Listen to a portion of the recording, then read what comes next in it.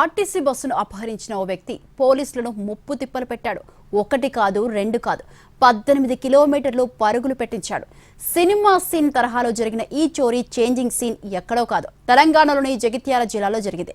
Korutla RTC డిపోకు చెందిన బస్సును బస్టాండ్లో నిలిపి కండక్టర్ డ్రైవర్ టీ తాగేందుకు వెళ్లారు.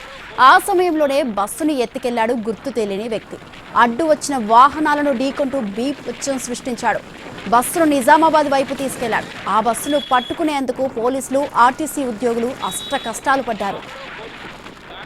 దుండగుడు మార్గ మధ్యంలో కొరుట్ల, ఆలపేట, వెంకట్రావుపేటల వద్ద 3 బైక్లను ఢీకొట్టాడు. దీంతో వాహనదారులు గాయపడ్డారు. ఓ చోట బస్సును వెంబడిస్తున్న పోలీసులు వాహనానికి కూడా ఢీకొట్టాడు.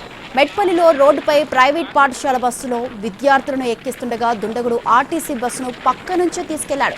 ఆ సమయంలో త్రుటిలో పెను ప్రమాదం తప్పింది. పోలీసులు ఇబ్రహీంపట్నం పోలీస్ స్టేషన్కు సమాచారం ఇచ్చి అక్కడి సిబ్బందిని అలర్ట్ చేశారు. దీంతో మెట్పల్లి సమీపంలోని గండి హనుమాన్ ఆలయ సమీపంలో జాతీయ రహదారికి అడ్డుగా భారీగా వాహనాలు నిలిపారు పోలీసులు.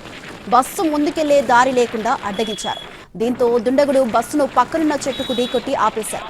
పారిపోయే ప్రయత్నించగా పోలీసులు అతన్ని అదుపులోకి తీసుకుని విచారణ చేపట్టారు.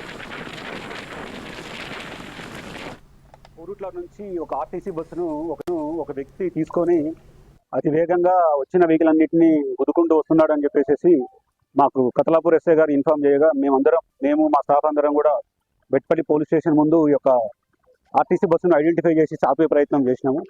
అయినా అతను ఆపకుండా అలానే రాళ్ళు ఎక్కించుకొని 1-2 వెహికల్స్ వస్తే వాటిని కూడా హిట్ చేసుకుంటూ మళ్ళీ ముందుకు రావడం జరిగింది.